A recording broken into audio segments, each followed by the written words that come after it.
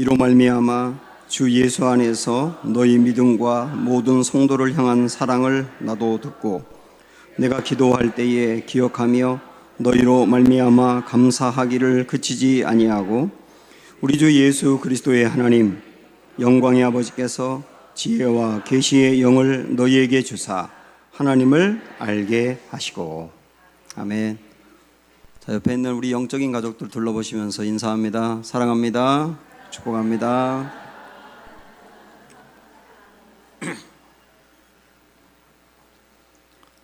제가 지난주에 이슬람 교회에 대해서 좀 공부를 했습니다. 지금 이슬람교가 어마어마한 속도로 성장해 가고 있는데 1년에 대략 1,000만 명 정도, 2천만 명 정도가 이렇게 세계적으로 부흥이 되고 있다고 합니다.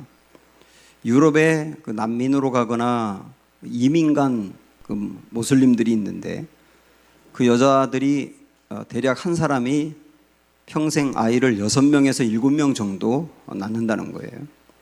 왜냐하면 그 이슬람교를 창시한 무함마드가 죽으면서 유언한 게 뭐냐면 이슬람교의 부흥을 위해서는 여자들은 최대한 아이를 많이 낳아야 한다. 그 유언을 좀 이루어가고 있는 겁니다. 한국에 현재 20만 명 정도의 모슬림들이 있는데 퍼져나가고 있는 속도를 보면 2030년도에는 대략 100만 명 정도가 될 수 있다. 이런 이야기를 하고 있습니다. 워낙 공격적으로 전도를 하고 있고 또 대한민국을 중요한 표적으로 삼고 있고 또 이슬람교들이 그리스도인들을 또 표적으로 삼고 있기 때문에 우리가 정말 경계를 하지 않으면 안 되겠다. 이런 생각이 참 많이 들었습니다. 제가 이슬람교를 공부하다 보니까 이 모슬림들은 그들의 경전인 코란을 정말 잘 알고 있더라고요. 그것을 어릴 적부터 공부하고 배우고 수도 없이 배웠기 때문에 아주 익숙하게 잘 알고 있는 겁니다. 그 이야기를 들으면서 저는 한국교회 교인들 생각을 해봤어요. 우리 교인들은 어떤가? 우리에게도 하나님이 우리 경전으로 이 성경을 주셨는데 우리는 이 성경을 얼마나 알고 있는가? 이 안에 구원받을 모든 길이 있고 성도가 어떻게 살아야 되는지 삶의 표본이 있고 복되게 살 수 있는 모든 길이 이 성경 안에 다 있는데 성도들은 과연 성경을 얼마나 많이 알고 있는가? 생각보다 정말 모르거든요. 성경만 모르는 게 아니고 하나님도 우리는 너무 몰라요. 성경을 모르다 보니 성경을 배우려고 하지 않다 보니 또 하나님이 어떤 분인지를 잘 모르는 겁니다. 그래서 신앙생활을 오래 해도 잘 성장이 안 되는 게 분명히 있어요. 축구를 좋아하는 분들은 손흥민에 대해서 다 알고 있습니다. 그 친구 나이가 얼마인지, 어디서 태어났는지, 어느 학교를 다녔는지, 그리고 유럽의 어느 팀들을 거쳤는지, 지금 1년에 몇 골을 넣는지, 연봉은 얼마인지 속속들이 다 알고 있습니다. 근데 우리는 성경도 하나님도 정말 몰라요. 연예인들을 좋아하는 친구들은 그들을 다 꿰고 있습니다. 백과사전 같아요. 요즘 가수들, 아이돌 가수들은 인원이 되게 많더라고요. 그 인원이 많지만 한 명 한 명을 다 알고 있습니다. 이름을 아는 것은 당연하고 한 명 한 명의 프로필도 다 꿰고 있어요. 그만큼 관심이 많고 많이 아는데 우린 정말 성경도 하나님에 대해서도 너무 모릅니다. 제가 우리 교회 처음 부임해서 주일날 낮 시간에 제일 먼저 드린 설교의 그 서론에 이런 얘기가 있었어요. 어떤 장로님이 중학교 교사인데 그 반의 학생들이 3명이 이 선생님을 찾아와서 전도를 했답니다. 신천지를 믿으라고. 장로님인 걸 알고도 중학교 학생 3명이 장로님에게 신천지를 믿으라고 전도한 거예요. 너무 깜짝 놀라고 충격적이어서 그 아이들에게 내가 왜 신천지를 믿어야 하는지 이 종이에다가 한번 써봐 하고 줬더니 중학생 3명의 아이들이 전부 다 이 앞뒤로 이 앞뒤로 해서 4페이지를 빼곡하게 채웠다는 겁니다. 거기엔 아주 신천지 교리에 대해서뿐만 아니라 왜 믿어야 되는지에 대해서 논리적으로 잘 설명하고 있더라는 거예요. 깜짝 놀랐다는 겁니다. 그래서 교회의 청소년부 아이들을 대상으로 이 장로님이 그럼 우리 교회 애들은 어떨까 하고 똑같이 해본 겁니다. 100명도 넘게 나오는 그 청소년부 아이들에게 역시 종이를 하나씩 주면서 너희 친구들이 왜 교회를 다녀야 되고 왜 예수님을 믿어야 되는지 한번 써볼래? 하고 주었더니 100명이 넘는 아이들 중에 한 페이지 이상을 쓴 친구가 단 한 명도 없더라는 겁니다. 거의 대부분 반 페이지도 채우지 못하고 한두 줄 채운 아이들이 허다하더라는 거예요. 이게 오늘날 한국교회 다음 세대의 신앙의 허술한 부분입니다. 장로님은 그런 아이들을 보면서 과연 이 아이들이 대학에 들어가면 그 대학의 문화가 반기독교적인 정서가 상당히 강한데 그 문화 속에서 아이들이 신앙을 지킬 수 있을까? 그리고 어른이 될 때 신실하게 신앙생활을 정말 할 수 있을까? 그거 생각하니까 등골이 오싹해지더라는 겁니다. 그래서 저는 그 옛날 이야기를 다시 한번 생각을 하면서 또 이슬람 공부를 이번에 하면서 이런 생각을 해봤습니다. 우리가 해야 될 기도가 참 많고 알아야 될 것이 참 많아요. 근데 무엇보다도 정말 알아야 될 게 말씀을 알아야 하고 그리고 하나님을 알아야 되겠다는 겁니다. 우리가 하나님을 믿고 있는데요, 내가 믿고 있는 하나님에 대해서 정말 많이 알아야 되고 그리고 관심을 가져야 되고 기도하더라도 하나님을 알기 위해 기도해야 되지 않겠느냐, 이런 생각을 하게 됐습니다. 이것은 비단 저만의 생각이 아니고 오늘 말씀에도 그렇게 똑같이 나와 있습니다. 지금 우리가 에베소서 말씀을 시리즈로 보고 있는데요, 에베소서 1장은 23절까지 구성이 되어 있어요. 근데 1절부터 15절까지를 전반부라고 할 수 있고 14절까지 그리고 15절부터 23절까지를 후반부라고 할 수가 있습니다. 전반부는 이미 우리가 보았습니다마는 바울이 이 말씀을 시작을 하면서 찬송하리로다 하면서 환호성을 지르며 시작했어요. 왜냐하면 내가 받은 복 때문인데 그 복은 하늘에 속한 신령한 복이다. 그러면서 구체적으로 뭐라고 얘기했습니까? 성부 하나님이 창세 전에 나를 선택하셨다. 그것은 나를 구원하기 위한 계획을 세우셨다는 뜻이죠. 그리고 성자 예수님은 하나님이 세우신 계획대로 십자가에서 나의 죄값을 치르시고 심판을 당함으로 나를 구속해 주셨다는 것. 그리고 이것을 세상의 학문이나 이해로 도무지 알 수가 없는데도 불구하고 성령님은 그것을 우리에게 들려주시고 알게 하시고 마음으로 믿게 하시고 받아들이게 해주셨고, 우리가 그것을 믿을 때 도장을 꽝 찍으면서 너는 구원받은 백성이야, 이 구원은 영원히 변개치 않을 거라고 확정해 주신 그 은혜, 그게 우리가 받은 은혜라고 하는 것을 여러분과 함께 나누었습니다. 거기까지 한 다음에 바울은 이어서 후반부에서 15절부터 마지막 23절까지 감사와 기도에 대해서 이야기를 하고 있어요. 먼저 그가 이야기하고 있는 감사에 대해서 우리가 간략하게 보면 크게 두 가지를 감사하는데요. 자, 한번 보고 갈까요? 시작.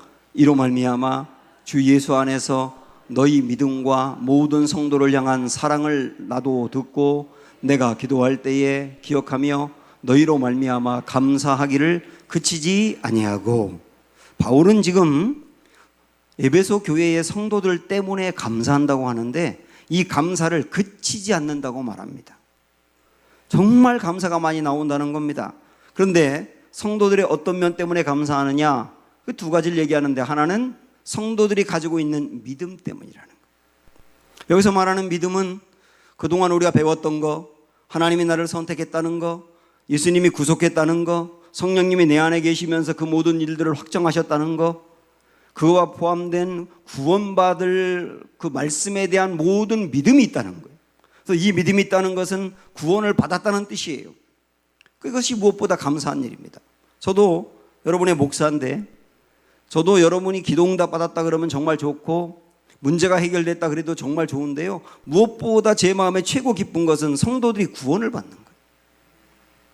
또 하나 바울이 여기서 또 감사하는 것은 두 번째는 뭐냐면 성도들이 하나님으로부터 구원을 받고 구원을 받은 다음에 하나님이 베푸신 그 사랑으로 다른 성도들을 사랑하는 것을 본 거예요. 어려운 이들을 챙겨주며 위에서 기도해주며 흔들리고 있는 이들을 붙잡아주며 참 그 성도들 한 명 한 명을 보니까 사랑이 많아요. 그거 볼 때 정말 감사한 겁니다. 저도 목사로서 교인들이 사랑이 풍성히 넘치는 거, 나도 힘든데 어려운 사람들을 챙겨주며 그들을 위해서 기도하고 아파할 때 함께 눈물 흘리며 아파하고 있는 성도의 사랑을 볼 때 제 마음에 그렇게 감사가 나오는 거예요. 여기서 바울이 믿음과 사랑 때문에 감사한다는 것은 하나님이 우리 성도들을 보면서 무엇을 볼 때 기뻐하시는지를 알 수 있어요. 하나님이 언제 우리를 보며 기뻐하시나요? 우리 안에 이 믿음이 있을 때, 그리고 우리 안에 이 사랑이 있을 때. 그래서 사랑하는 성도 여러분, 우리 안에 이 믿음과 사랑이 풍성하기를 축복합니다. 이것에 대해서 바울은 감사하고 있고, 감사를 언급한 다음에 그 다음에 본격적으로 기도하는 내용이 나옵니다. 바울은 성도를 위해서 내가 기도한다. 그런데 무엇을 위해서 기도하느냐? 성도들이 꼭 알아야 될 것이 있다는 거예요. 꼭 알아야 될 것이 있다. 오늘 우리에게도 말씀하는 거예요. 우리도 꼭 알아야 될 것이 있어요. 그것이 크게 4가지입니다. 그래서 저는 오늘부터 한 시간 꼭 알아야 되지요 라고 하는 제목으로 이 꼭 알아야 될 것들 4가지를 하나하나 살펴보려고 합니다. 이 4가지를 먼저 간략하게 정리하고 가면, 첫 번째는 하나님을 알아야 한다. 두 번째는 하나님이 나를 무슨 일을 하라고 부르셨는지 부르심의 소망을 알아야 한다. 세 번째는 앞으로 우리가 하나님 나라에서 받을 그 기업이, 그 상속이 얼마나 풍성하고 영광스러운지를 알아야 한다. 그리고 네 번째는 성도가 지금 가지고 있는 어떤 능력과 힘이 얼마나 위대한지를 알아야 한다. 이 4가지를 하나하나 보려고 합니다. 먼저 오늘은 하나님을 알아야 한다. 그 말씀을 드리고 싶은데요. 17절 말씀 보세요. 시작. 우리 주 예수 그리스도의 하나님 영광의 아버지께서 지혜와 계시의 영을 너희에게 주사 뭐라고 말씀합니까? 하나님을 알게 하시고 그랬어요. 여러분도 하나님 아시죠? 우리도 하나님을 압니다. 그런데 여기서 안다고 하는 것은 그냥 비상적으로 아는, 지식으로 아는 것을 말하는 게 아니고 헬라어 단어로 에피그노시스라고 하는 단어를 쓰고 있는데, 이 그노시스가 지식이거든요. 그런데 에피가 붙으면 지식은 지식인데 경험을 통하여 아는 지식을 말합니다. 이 비슷한 단어를 히브리어로 바꿔서 구약성경 개념으로 말하라고 한다면 아다라고 하는 단어를 쓰는데, 이 아다는 아는 건데 어떻게 아느냐면 아담과 하와가 부부가 되어서 부부 관계를 통하여 서로 아는 거예요. 그러니까 얼마나 친밀한 관계입니까? 이 관계가. 알긴 아는데 깊은 관계를 통하여 서로 아는 것을 말하고 있는 겁니다. 저는 문재인 대통령을 압니다. 문 대통령이 옛날에 인권 변호사였다는 것도 알고 있고, 그분이 대통령이 되기 위해서 어떤 준비를 했는지도 알고 있고, 어떤 시련과 실패를 겪었는지도 알고 있고, 대통령이 되고 난 다음에 어떤 철학을 갖고 있는지도 알고 있고, 그 철학을 가지고 지금 우리나라를 어떻게 통치하는지도 알고 있고, 그분이 가지고 있는 허점은 뭔지 그것도 대략을 알아요.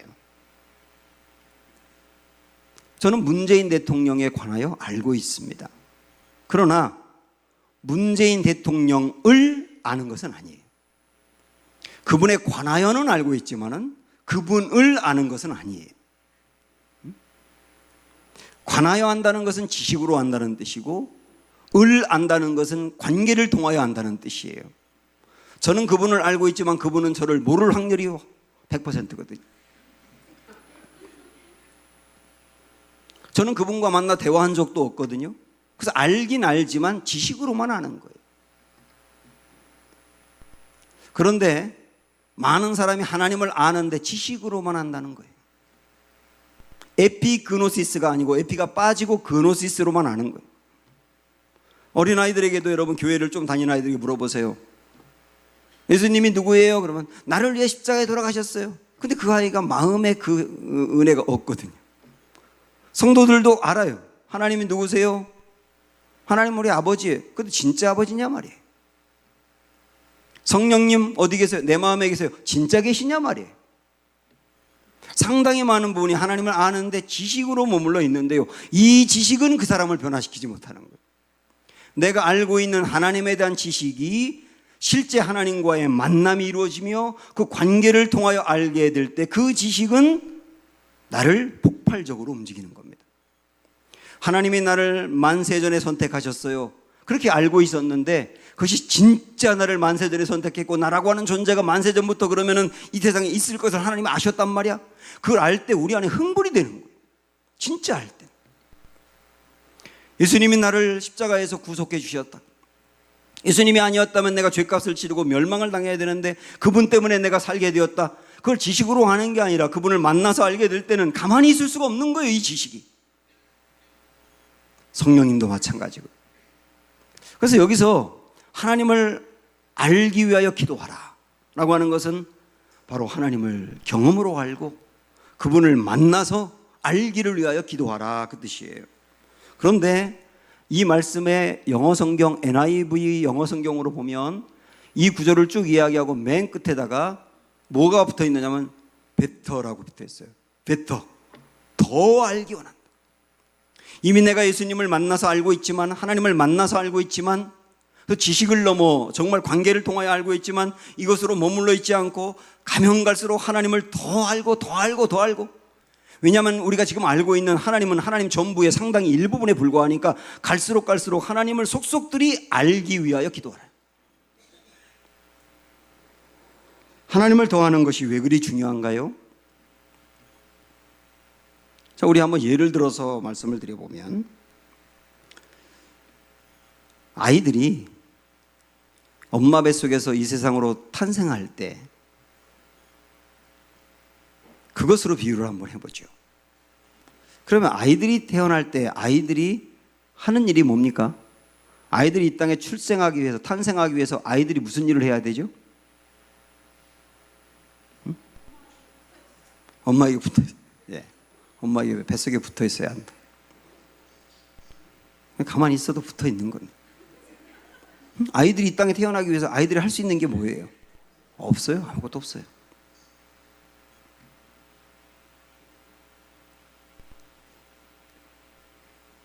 엄마 닭이 병아리를 부화시킬 때 그와 관련되는 졸탁동시라는 말이 있어요. 줄탁동시라고도 하는데 말이죠.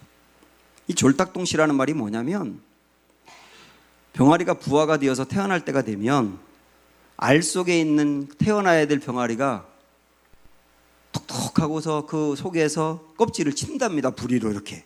그러면 엄마가 아, 얘가 태어날 때가 됐구나 하는 걸 알고 아이가 치는 그곳을 쪼아서 알을 깨면 아이가 부화가 되는 거예요. 그래서 뭔가가 이루어지기 위해서는 한 사람만이 안 되고 두 사람이 같이 일을 해야지 이루어진다. 이것을 이름할 때 졸딱동시라는 말을 씁니다. 병아리는 태어날 때 걔가 똑똑해야 돼요. 그런데 사람이 태어날 때는 아이가 할 수 있는 게 아무것도 없어요. 그냥 부모의 은혜로 태어나는 거예요. 우리가 구원받는 것을 다르게 말하면 거듭난다고 하지 않습니까? 다시 태어난다고 하는데, 우리가 영적으로 다시 태어나는 게 구원인데요, 영적으로 태어나기 위해서 우리가 할 수 있는 일은 없어요. 내가 뭔가 하나님과 협력해야 될 게 아니에요. 그건 전적으로 하나님이 그냥 은혜로 다시 태어나는 거예요. 그런데 태어났습니다. 근데 태어났다고 그게 끝이냐? 아니요. 그것은 시작에 불과한 거예요. 거기서 멈추면 안 됩니다. 아이가 이 땅에 태어났다고 끝입니까? 이미 어린 아이가 태어났는데 그 아이는 앞으로 정말 멋있는 인생을 살아야 되고 아름답고 근사한 인생을 살기 위해서 계속 어떻게 해야 됩니까? 성장해 가야 되는 거예요. 성도도 구원받아서 다시 태어났다면 그것으로 끝입니까? 아니요. 성도가 다시 태어났다고 한다면 이제는 정말 그리스도의 장성한 분량이 충만한 데까지, 다시 말하면 예수님의 모습이 내 안에서 나타나는 단계까지 우리는 꾸준히 성장해야 돼. 그걸 뭐라고 말해요? 성화가 된다 그래요. 그렇게 계속 성장해 가야 되는데, 성장해 가는 데서 상당히 중요한 게 뭐냐면 하나님을 아는 겁니다. 아는 거. 어린아이 비유로 또 말씀을 드리면, 어린아이가 처음 태어나면 그 갓난아기 때는 엄마 아빠가 아이가 원하는 대로 다 해줘요.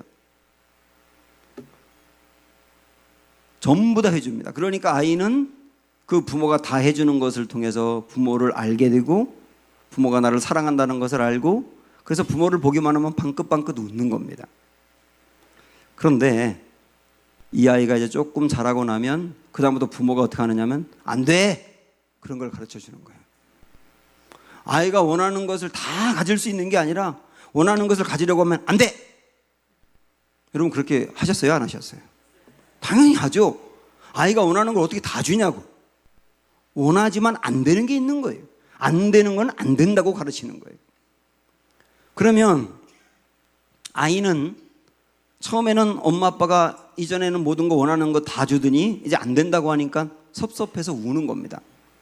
그러나 아무리 울어도 안 주는 게 있고 그러다 보니까 터득해 가는 거예요. 아, 엄마 아빠가 나를 사랑하지 않아서 안 주는 게 아니라 사랑 하나 안 되는 것도 있는 거구나. 알아가는 거예요. 부모를 알아가면서 얘가 성장해 가는 거예요, 같이. 단지 사랑을 받는 것만이 아니라 아, 안 되는 것도 있는구나. 사랑해도 안 되는 게 있는구나. 이걸 알면 알수록 이 아이는 성장해 가는 거예요. 어른아이라고 하는 심리학적인 용어가 있지 않습니까? 나이도 어른이고 신체도 어른인데 생각이 아이예요. 왜 그런가요? 어른으로 성장해 가는 과정에서 원하는 것 중에 안 되는 게 있는데 원하면 다 가질 수 있고, 때로는 거절을 당할 수도 있는데 거절도 안 하고 뭐든지 다 부모가 채워준 거예요. 그럴 때 이 아이가 어른이 됐는데도 불구하고 원하는 것이 이루어지지 않으면 그걸 못 견디는 거예요. 그리고 거절을 당하게 되면 죽는 것 같이 힘들고 어렵게 생각을 하는 거예요. 그게 어른이지만 아이인 거거든요. 그래서 부모를 알면 알수록 부모와의 관계 속에서 알면 알수록 이 아이가 어른으로 성장해 가는 거 아닙니까? 성도도 똑같아요. 하나님의 은혜로 이 땅에 그냥 거저 우리가 은혜로 거듭나게 되었는데, 그 다음에 예수님을 닮아가는 과정에서 하나님을 계속 알면 알수록 하나님은 우리를 정말 사랑하시는데, 사랑하시기 때문에 우리가 원하는 걸 주시는데 안 주는 것도 있는 거다. 알게 되는 거예요. 그리고 정말 우리를 사랑하시지만 고난을 허락하실 때도 있는 거다. 이것도 알아가는 거예요. 만약에 여러분 생각을 해보십시오. 어떤 성도는 하나님은 내가 원하는 대로 다 주고 좋은 것만 주시는 분이야 라고 생각하는 사람이 있고, 또 어떤 성도는 하나님이 나를 사랑하시고 좋은 거 주시는데 그러나 고난이 우리에게 필요하기 때문에 고난도 허락하시는 분이 하나님이야, 이렇게 하나님에 대해서 알고 있는 두 사람이 있다고 생각할 때 고난을 당하면 대처하는 게 완전히 다르지 않겠습니까? 하나님은 좋은 것만 주시고 고난을 주실 리가 없다고 생각하는 사람은 그 하나님을 받아들이질 못하고 결국 떠나게 되지 않겠어요? 그러나 고난도 하나님 허락한다는 것을 아는 사람은 고난을 당하면서도 하나님을 더 붙들고 나아가며 흔들리지 않게 되지 않겠습니까? 그러니까 하나님을 어떻게 알고 있느냐가 실제적인 우리 삶이 얼마나 중요한지를 말씀드리는 거예요. 하나님은 고난을 허락할 때도 있다, 그걸 알 뿐만 아니라 그런데 고난당하는 사람을 버리지 아니하며 반드시 그와 함께한다. 그리고 그 고난마저도 하나님의 손 안에서 선한 방법으로 선용이 되어서 결국 우리를 유익하게 만드는 분이 하나님이다. 여기까지 아는 사람이라고 한다면 고난당할 때 그것을 통하여서 넘어지지 아니하며 성장해 가는 거예요. 그러니까 내가 하나님을 얼마나 알고 있느냐, 그것에 따라서 우리의 삶이 너무나 달라진다니까요. 욥은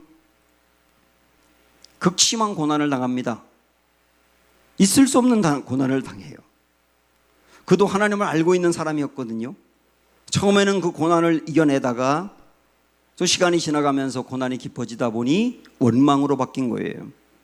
그래서 자기가 태어난 날을 원망합니다. 이날 태어나지 말았어야 되는데, 엄마 뱃속에서 내가 죽었어야 되는데 태어나가지고 이 고난을 당하니 이게 말도 안 된다, 이렇게 하면서 원망을 합니다. 그 원망이 굉장히 길게 나오거든요. 그런데 그렇게 원망하며 힘들고 어려울 때 하나님이 그를 찾아와요. 그리고 그에게 말씀을 주십니다. 그 생각지도 못했던 세계를 바라보게 하세요. 그러는 과정에서 그가 깨달아요. 고난 중에 깨달았다고요. 하나님을 알게 된 거예요. 그리고 나서 그가 고백하는 말이 이 말이지 않습니까? 욥기 42장 5절 보면 시작. 내가 주께 대하여 귀로 듣기만 하였사오나 이제는 눈으로 주를 배움나이다. 여기서 귀로 듣는다와 눈으로 본다는 어떤 의미냐면, 귀로 듣는다는 하나님에 대해서 내가 그동안에 알았는데 뭐로 알았다는 거예요? 지식으로만 알았다는 거예요. 그런데 고난을 당하면서 그 고난을 이겨내면서 하나님이 주시는 말씀을 붙들면서 내가 알게 되었다. 이제 내가 하나님을 아는데 그 하나님은 눈으로 본다. 눈으로 본다는 말은 체험을 통하여, 경험을 통하여, 하나님과의 만남을 통하여 하나님을 알게 됐다는 거예요. 이게 진짜 욥이 성장한 거거든요. 이것이 그래서 이렇게 중요하다 보니 사랑하는 여러분, 하나님을 더 아는 일에 관심을 가지십시오. 그리고 하나님을 더 알게 해달라고 기도하셔야 합니다. 솔직히 우리 기도의 상당히 많은 부분은 문제 해결과 소원 성취지 않습니까? 필요하지요. 문제도 해결되어야 되고 소원도 성취가 되어야 되는데 우리의 기도가 거기에만 머물러 있고 우리의 관심이 거기에만 머물러 있으면 안 되고, 보다 더 근본적으로 하나님을 더 아는 사람이 될 때, 이게 얼마나 중요하냐면 하나님을 더 알면 알수록 내가 하나님처럼 성장해 가기 때문에, 그래서 이전에는 이런 문제만 만나면 펑펑 넘어져 버렸어요. 좌절했고 절망했고 그랬는데 이제 내가 성장하니 그런 문제를 만나도 내가 넘어지지 않는 거예요. 성장이 이렇게 중요한 거예요. 하나님을 더 알면 알수록 우리는 하나님의 마음을 알게 되고 하나님의 뜻을 알게 되고 하나님의 성품을 알게 되고, 그러면서 하나님을 신뢰하게 됩니다. 그리고 하나님을 알면 알수록 우리는 하나님을 닮아가게 됩니다. 하나님을 알면 알수록 걱정과 염려는 줄어들게 돼 있어요. 그리고 나의 심령의 용량은 커지게 돼 있습니다. 쫌팽이가 되지 않아요. 별것도 아닌 문제로 삐지고 이러질 않아요. 용량이 커지는 거예요. 생각의 용량이 커지고 수용할 수 있는 그릇이 넓어지는 거예요. 하나님은 우리를 소모품으로 만드신 게 아니거든요. 하나님 우리를 만드신 이유가 우리를 쓰기 위해서 만든 게 아니에요. 하나님 우리를 만드신 중요한 이유 중에 하나는 우리와 교제하기 위해서 만들었습니다. 그래서 우리의 진정한 행복은 어디에 있느냐면 하나님과 친밀한 교제 안에 들어갔을 때, 그때 진짜 행복을 느끼는 거예요. 여러분 정말 행복하기 원하신다면 주님과 친밀해 보세요. 세상이 줄 수 없는 행복이 거기에 있어요. 하나님을 알수록 그걸 경험해 가는 거예요. 하나님을 알면 알수록 세상의 평가에 대해서 휘둘리지 않아요.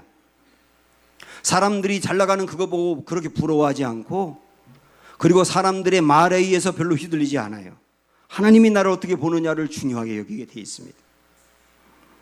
예수님이 말씀하신 산상수훈의 말씀은 기가 막히지 않습니까? 거기에 팔복이 있잖아요. 여기서 말하는 팔복, 심령이 가난한 자들은 복이 있나니부터 시작하는 팔복은 세상 사람들이 생각하는 복과 근본부터 다릅니다. 근데 그것은 하나님을 정말 잘 알고 있는 사람이 이룰 수 있는 경지를 이야기하는 거예요. 그래서 그 팔복이 진짜 복이라는 것을 마음에 깨달을 때 그 사람이 행복해지는 거예요. 그 산상수훈에는 원수를 사랑하라는 말씀도 있습니다. 어떻게 원수를 사랑할 수 있겠어요? 그런데 하나님을 알아가면 알아갈수록 하나님의 마음을 닮아가서 원수마저도 품는 사람이 된다니까요. 이렇게 하나님을 알아가는 게 우리에게 중요하기 때문에 사랑하는 여러분, 하나님을 아는 데 관심을 두십시오. 관심을 두는 것만큼 기도하십시오. 우리 한번 하나님에 대해서 옆 사람과 얘기해 볼까요? 내가 만난 하나님을 얘기해 볼까요? 그러면, 지금 얘기하라는 게 아니고, 그러면 이전에요, 제가요, 옛날에 만났던 그 하나님이 언제까지 그 얘기만 할 거예요. 오늘 내가 만난 생생한 하나님, 어제 내 고난 가운데 역사하신 그 하나님, 나에게 말씀하신 그 하나님, 내가 매일매일 만나는 하나님이 내 안에 충만할 때 그게 성장이죠. 이런 하나님의 은혜가 우리 안에 풍성하기를 축복합니다. 자, 그러면 지금까지 우리는 정말 관심을 두고 기도해야 될 게 하나님을 아는 것이라 그랬는데, 정말 하나님을 알려면 이게 어떻게 가능할까요? 이제 그 물음을 가져야 됩니다. 몇 년 전에 이 성경을 50번 읽은 것으로 유명해진 스님이 있었습니다. 누가 있었다고요? 50번 읽었다고요. 그래서 성경을 너무 잘하는 거예요, 그분은. 그래서 기독교 단체에 와서도 강의도 많이 했어요. 강의하면서 그 법경에는 이렇게 말했는데 성경 어디에 이런 말이 있지 않냐고 다 이렇게 일맥상통합니다. 성경을 잘 알아요. 50번이나 읽었으니까. 문제가 뭔지 아세요? 성경에 관한 지식이 있는데 성경에서 그렇게 중요하게 여기는 하나님을 못 만나는 거예요. 성경을 50번을 읽는데 하나님을 못 만나는 거예요. 정말 하나님을 알고 하나님을 만나는 이 경험은 성경을 많이 읽으면 도움이 되는 건 분명하지만 성경을 읽었다고 만나는 게 아니에요. 그럼 이거 어떻게 우리가 하나님을 더 알 수 있는가? 궁금하지 않습니까? 마태복음 16장에 있는 말씀으로 예를 들면 마태복음 16장에서 우리 예수님이 제자들에게 너희는 나를 누구라고 생각하냐? 예수님이 어떤 분인지 본질을 정확히 알고 있는지를 질문하셨거든요. 정말 중요한 질문이죠. 그때 베드로가 뭐라고 대답합니까? 주는 그리스도시요 살아계신 하나님의 아들입니다. 우리 예수님을 셋으로 고백했어요. 주님입니다. 그리스도입니다. 하나님의 아들 곧 하나님입니다. 완벽한 고백이에요. 우리 예수님이 그 고백을 듣고 난 뒤에 정말 좋아하시면서 베드로를 칭찬하셨는데 그 다음 뭐라고 말씀하셨는지 17절을 보세요. 시작. 예수께서 대답하여 이르시되 바요나 시몬아 내가 복이 있도다고 칭찬하신 다음에 그 다음 뭐라고 말씀합니까?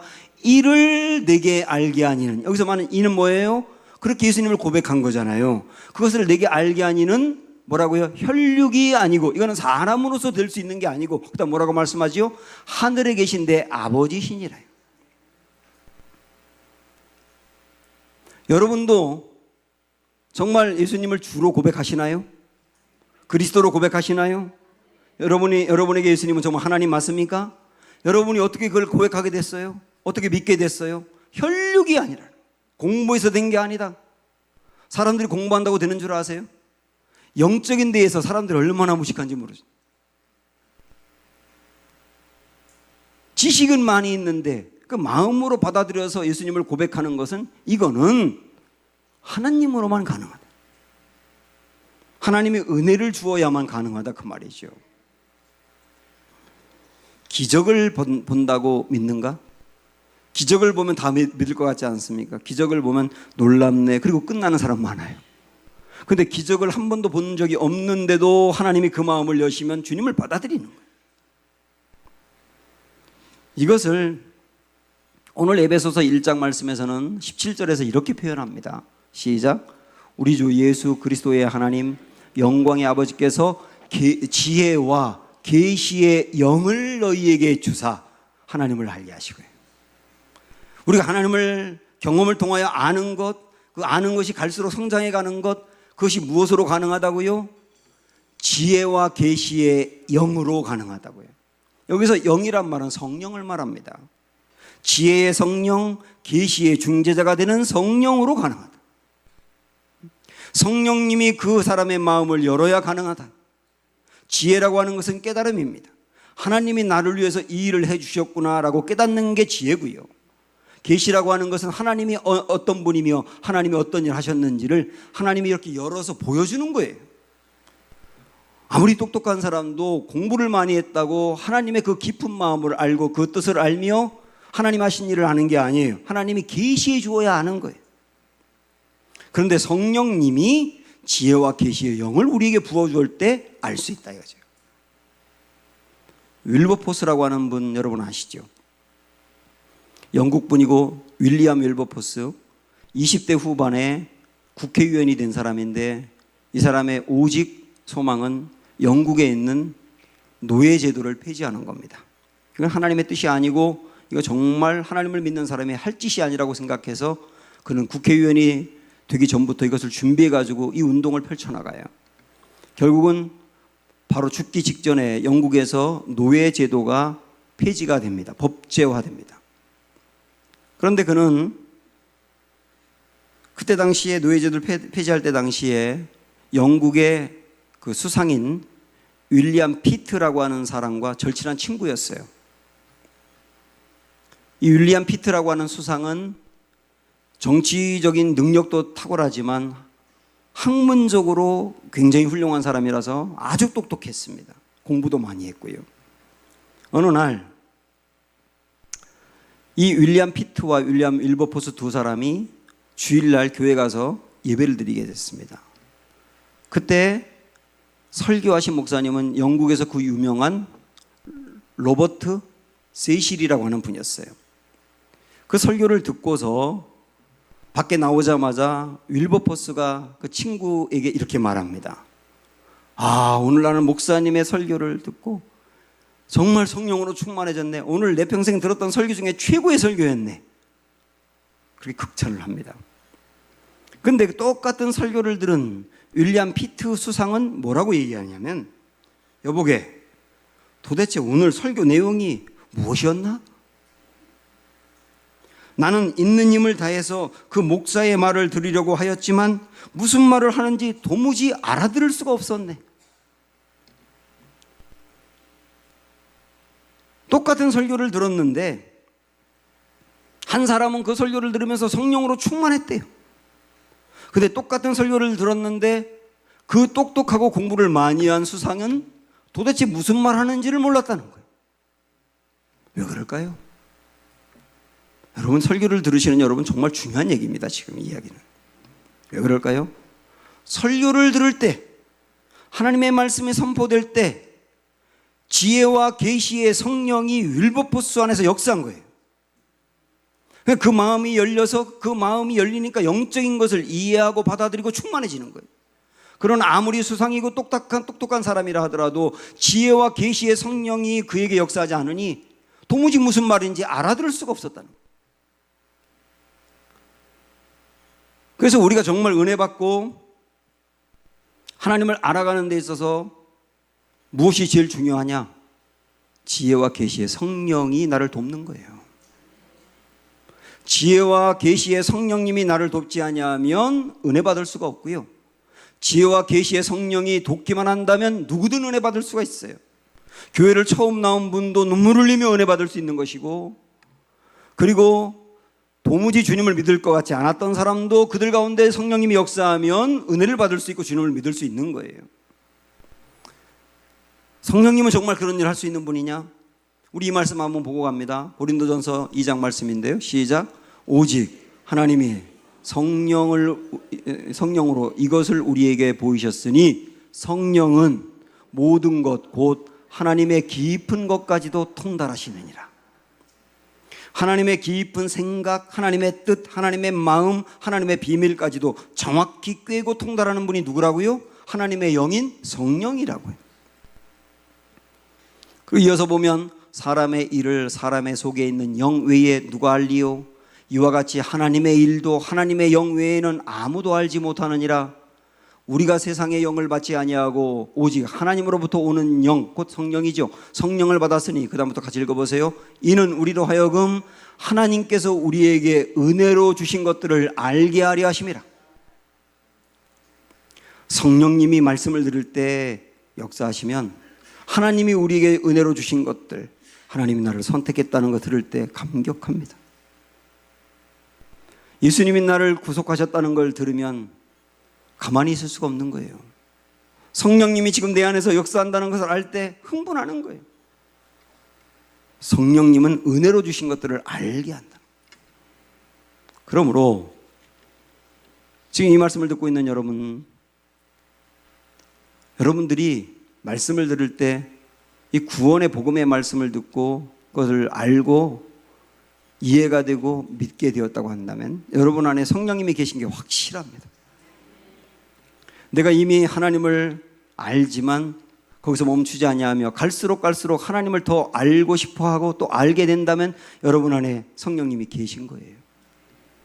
내가 하나님과 친밀한 것을 중요하게 여기며 하나님과 친밀할 때 행복할 수 있는 경험을 하고 있다고 한다면 지금 여러분 안에 성령님이 역사하고 있는 겁니다.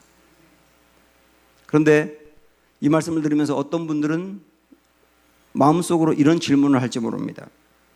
목사님, 저는 오늘 목사님이 설교하신 그 은혜의 세계에 대해서 알고 싶은 마음이 간절합니다.